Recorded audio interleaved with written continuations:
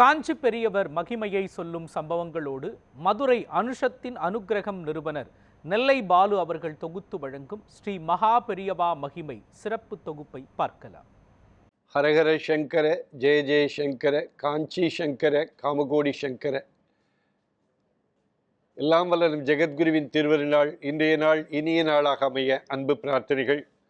காஞ்சி மகா பெரியவரை பற்றி, நடமாடும் தெய்வத்தை பற்றி, இந்த உலகத்திற்கு வழிகாட்டிய அற்புதமான அந்த கருணைமிக்க தெய்வத்தை பற்றி நாம் தொடர்ச்சியாக நியூஸ் 7 தொலைக்காட்சியிலே நாம் அனுபவித்து வருகிறோம். இன்றைக்கு ஒருமுறை மடத்து வாசலிலே ஏதோ ஒரு திருமணம் தடைபட்டு விட்டது என்பதற்காக நிறைய பொருட்களை ஒரு வண்டியில் கொண்டு காமாட்சி அம்மன் நம்முடைய காஞ்சி மடத்தின் முன்பாக ஒருவர் கொண்டு இறக்கி விடுகிறார். அதிலே நிறைய கருணைக்கிழங்கு மூடையாக இருந்தது.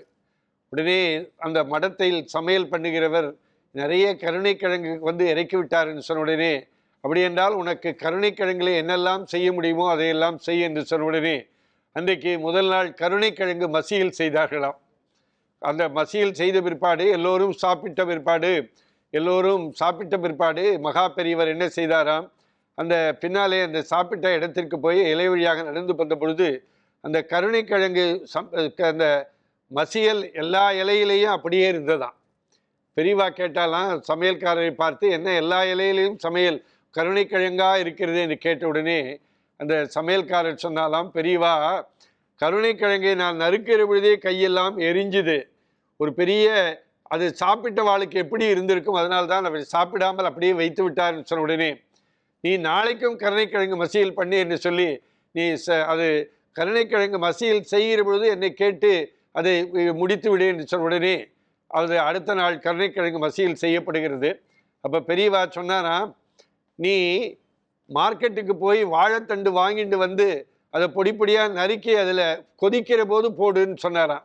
இவன் மார்க்கெட்டுக்கு போனால் அன்றைக்கி பார்த்து வாழைத்தண்டே கிடைக்கல.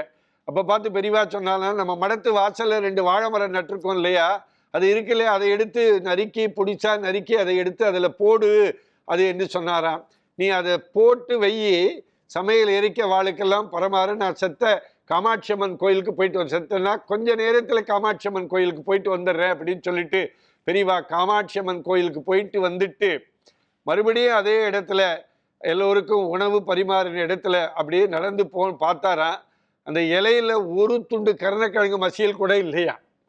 அப்படியே பெரியவா என்ன ஒன்றுமே இல்லையேன்னு சொன்ன பொழுது இந்த சமையல் பண்ண சொன்னானா, போங்க பெரியவா, எல்லாரும் ரொம்ப நன்னா இருக்குன்னு அவ்வளத்தையும் சாப்பிட்டா, சமையல் பண்ண எனக்கு கூட ஒரு துளி கூட இல்லை, கேட்டு வாங்கி சாப்பிட்டா அப்படின்னு சொன்னாலாங்கிற தகவல் உண்டு. அதாவது சின்ன வயதிலேயே மடத்துக்கு வந்த பெரியவா எல்லா துறையிலேயும் துறை போகியவர் என்பதற்கு இலக்கணமாக சமையலும் தெரிந்து வைத்திருக்கிறார் என்பதை நினைத்து பார்க்கிற பொழுது அவர் மிகப்பெரிய அற்புதமான எல்லா கலையும் கற்று தேர்ந்த ஒரு அற்புதமான ஞானி என்று சொன்னால் அது மிகையாகாது. அப்படிப்பட்ட இந்த வாழும் காலத்திலேயே, நாம் வாழ்ந்த காலத்திலேயே, இந்த நூற்றாண்டிலே வாழ்ந்த அற்புதமான மகான். சில பேர்கள் அந்த வயதிலே இருந்தால் கூட நிறைய பேர் பெரியவா இருக்கிற போது நான் இருந்த காஞ்சிபுரத்துக்கு போய் பார்க்க முடியாமல் போய்விட்டதே என்று இன்றைக்கும் வருத்தப்படுகிறவர்கள் பல பேர்கள் இருக்கிறார்கள். காஞ்சிபுரத்திலே போய் பெரியவாளை தரிசித்து விட்டு வந்தவர்கள், அது ஒரு பெரிய அருள்கடல் பெரியவா என்று சொன்னவர்களும் இன்றைக்கும் இருந்து கொண்டிருக்கிறார்கள்.